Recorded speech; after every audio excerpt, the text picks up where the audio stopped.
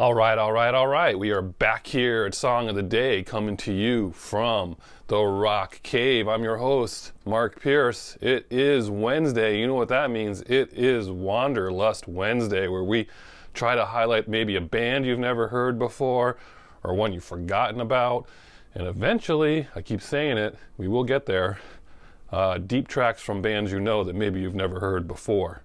But we are still working on bands you might not have heard before. I know some of you are going to know this band because I was introduced to this by, I think, one of you out there in cyberland. We are going back, for me, to 1991, 1992. We're talking about a band called Baby Animals. Anyone remember this band? If you Google Baby Animals, you're just going to get a bunch of pictures of baby animals, which are cute, of course, but you do have to Google Baby Animals band to figure out who they are. They're a band from 89 to 96, an Australian rock band. Think about it, late 80s, a dearth of creative music in some ways, because what were we listening to in the late 80s? Grunge wouldn't hit for a few more years. And in the late 80s, there was a lot of hair bands, right? A lot going on with them, like Warrant and Motley Crue and all those bands. They were doing their things. That was a time when there were a lot of power ballads, right? But what were we listening to in like 90, 91, 92, just before grunge?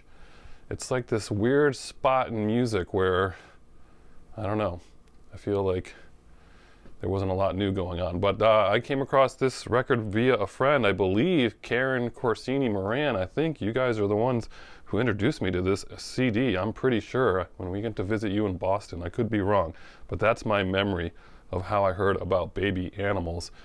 And they put out this debut record in 1991. Again, Australian. These guys are a band that kind of put themselves together from a bunch of other bands.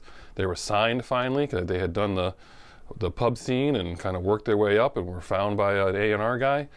Flew to New York and they recorded their debut, and basically the debut record is how they sound live. They just like played how they wanted to play, and it's pretty epic. It's kind of heavy. It's definitely rock.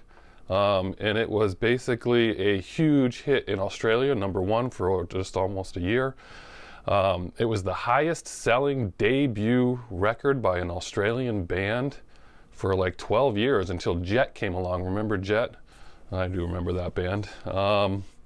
They won all kinds of awards for this record, and for when they came on the scene, they won in Australia. They won Album of the Year, Breakthrough Artist of the Year, Breakthrough Album of the Year. And then they put out a second record in 93, which went to #2. So they had this point in time where they were pretty big. They toured a lot. Bryan Adams heard them and asked them to join him for his tour of Europe in 91. So they did that. In 92, they toured with the Black Crowes. They did Painless on David Letterman, one of their singles. And then Valerie Bertinelli heard them and got Eddie to ask them to join their For Unlawful Carnal Knowledge tour in the United States, which they did. They got on the cover of the Australian Rolling Stone magazine, which was the first time an Australian band or act was put on the cover based on their debut. By the time they put out another record again in 93,